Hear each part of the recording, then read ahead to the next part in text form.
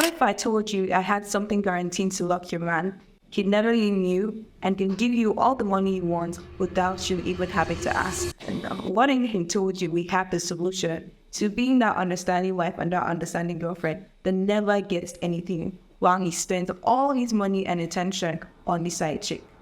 Remember, Whiskey once said, "Don't dull. Hi, my name is Murphy, and I'm about to give you the secret to be the desire of every man. And it's not charm."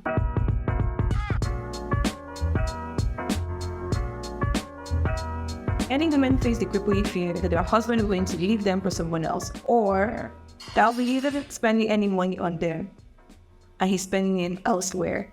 And some of them are too scared to ask. And that's where Kayan comes in. Now, if you heard these adverts before, then you definitely heard it from a Kayan seller. And they've always promised their fans with this ability to be able to manipulate and control their man. So let's take a deep dive in understanding what Kayan is and how it became this phenomenon used for so many diabolical acts. Before Kayan became synonymous with words like jazz and juju, it was just a northern cultural practice, mostly amongst the Hausa-speaking communities. Now, Kayan is actually translated to mean men's thing. The male version of this is called Madani Nasa, which means male thing. Kayan was something that was used to present and prepare for marriages for women. So it was made by women for women to prepare for their marriages.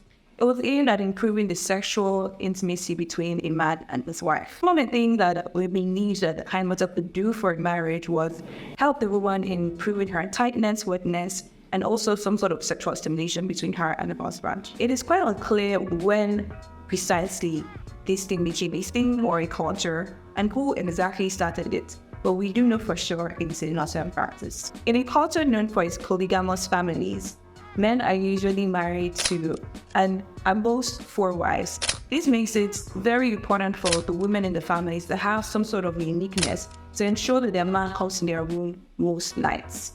And that's where Kayan meaning prevailed. But how did this thing become so mainstream and become a diabolical tool? Well, before we get into that, we need to understand what are the ingredients that we can usually find in Kayan. There are 8 major ingredients that we found in Kayan, and these natural ingredients include things like pumpkin seed, cloves, ginger, honey, tamarind, saffron, and cinnamon. Now, these ingredients will be mixed together to make a concoction of herbal spices, which is usually called the aphrodisiac and called Kayan. Since we can't properly monitor the dosage, it proves as a health risk for many of its users. Also, one cannot really testify or know how these manufacturers keep a sanitary environment when producing these items. If you know these complications, NAFTA has not really approved any of its products. So any customer buying these things is really taking a health risk. Although Kayan may have many health risks, the promise to be the puppeteer of a man takes priority. So how did this aphrodisiac drink or tool become a diabolical tool used to manipulate and control men? One of the most notable people that made Kayan mainstream is Jarima Empire. Jarima Empire is a Nigerian-based brand that produces items like aphrodisiac that helps for sexual enhancement and sexual pleasure. Kayan became very famous through Jarima. Hawa was synonymous with living Jarima, and she became such a big force to reckon with. Jarima was said to be associated with many celebrities such as Sasha, Regina Daniels, Chioma. Jarima once made claims that Chioma and Regina Daniels had used her products in attracting their men. While Chioma's claims seemed unfounded, it did not stop the entrepreneur from making a Chioma kit, which she claimed Chioma used in attracting the video.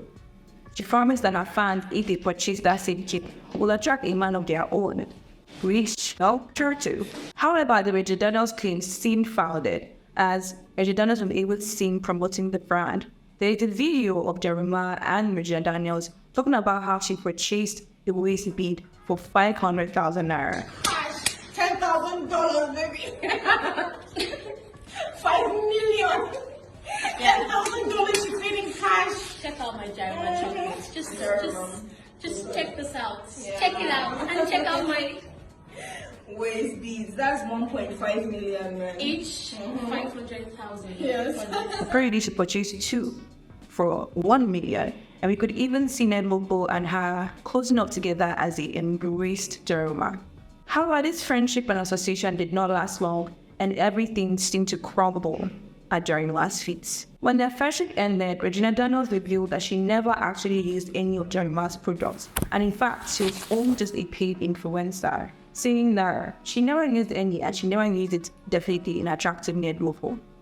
However, Jeremiah stayed to her claims, and she claimed that Regina Daniels did actually use those items for Nedlopo. Now, while all these costs was happening, Nedlopo took matters into his own hands and issued its own statement attacking the entrepreneur. So once the association ended, Jeremiah quickly moved to Nedlopo's other Moroccan wife, and they formed some sort of friendship, and we were seeing them having videos together on Instagram.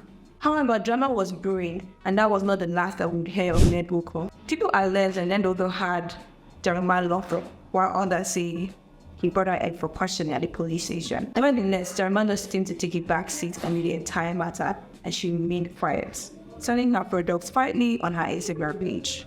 It was as though the entrepreneur disappeared, only to appear once again on The Real Housewives of Abuja. In 2018, I got married, and you went to go and see the page for marriage. Yeah, that I'm controversial.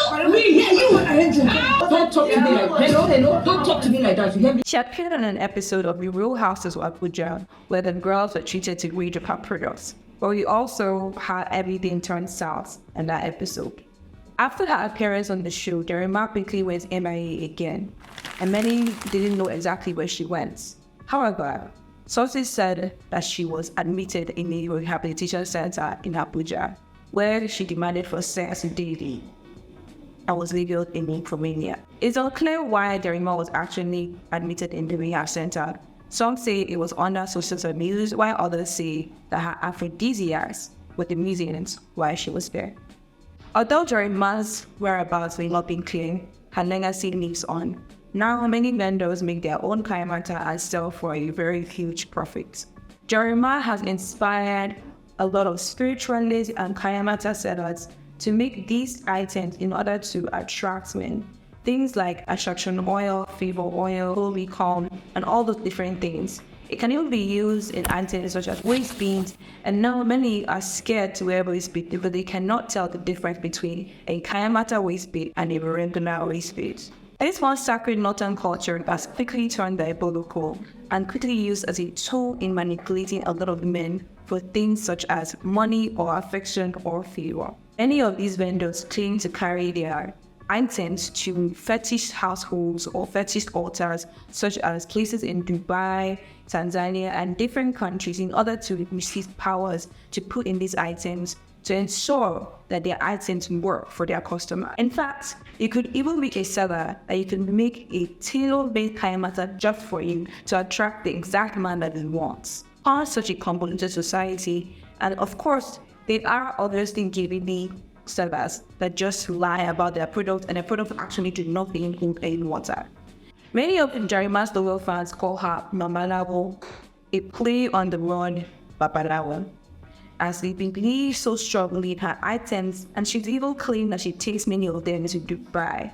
Now, what she's doing with them in Dubai, we're not sure. Although we know some of these vendors that have been open enough to tell the public that they do take the items to fetish altars in Dubai. But was Jeremiah doing the same? Is that the reason for her madness? Many don't know, and we do not know.